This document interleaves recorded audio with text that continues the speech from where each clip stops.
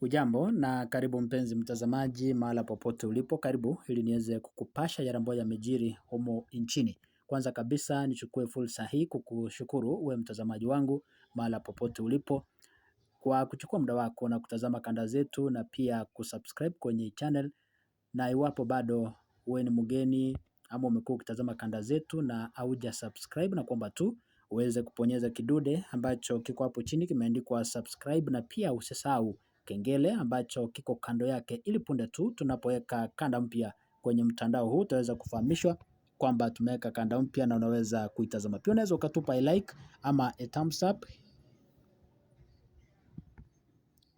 Asante na karibu. Seneta wa Kakamega Bon Galwale ameweza kuikosoa serikali ya Kenya Kwanza na Rais William Ruto kwa kuondoa malipo ya serikali ya shilingi bilioni 5 za mtihani wa kitaifa. Malipo hayo yaliyoanzishwa na Rais mstaafu Uhuru Kenyatta mwaka wa 2015 kwenye shule za umma na baadaye mwaka 2017 ukawezeshwa kufika kwenye shule za kibinafsi, umesaidia pakubwa wanafunzi wasiojiweza kukimu malipo hayo, kupata elimu na kufanya mitihani ya kitaifa kwenye shule za msingi na hata shule za upili. Karwale amekosoa hatua hiyo ya serikali akisema kuwa sio wazo nzuri, kisa na maana wanafunzi kutoka kwa familia zisizojiweza kulipa malipo hayo huenda wakarasmika kuacha masomo yao.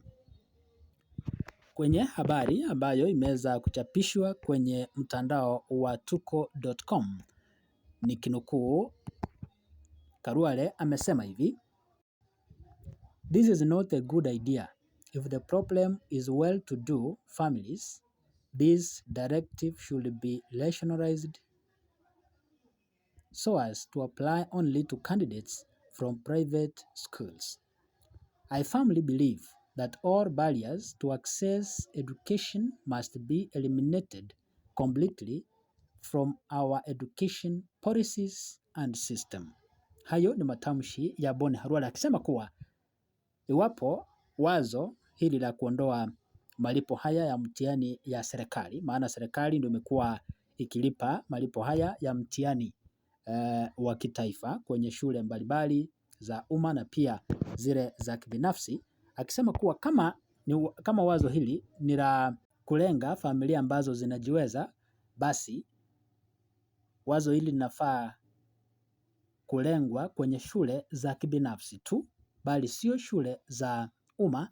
Kisha na maana shule za kibinafsi, wanafunzi wa matajiri ambao wako na uwezo wanaweza kulipa hii ada ya mtihani wanasomea, na shule za umma ambazo ni shule funzi wasiojiweza, maana malipo ama ada ambazo hutozwa ili mwanafunzi kuingia katika shule ya umma yako chini, basi ni vyema serikali iendelee kuwalipia ada hii ya mtihani. Kisha na maana iwapo serikali itaondoa malipo haya kutoka shule za umma ambazo wanafunzi wengi ambao wanasoma kwenye shule hizi ni wanafunzi wanaotoka kwenye familia zisizojiweza, itakuwa vigumu kwa wanafunzi hawa kuendelea na masomo yao, maana itafanya wengi kuachia masomo yao njiani. Kufikia hapo mpenzi mtazamaji, ndipo natia kikomo kwa sasa. Nitarejea tena baadaye kukupasha mengi zaidi jinsi yanavyozidi kutufikia kwenye meza yetu ya habari. Asante kwa mtazamaji kwa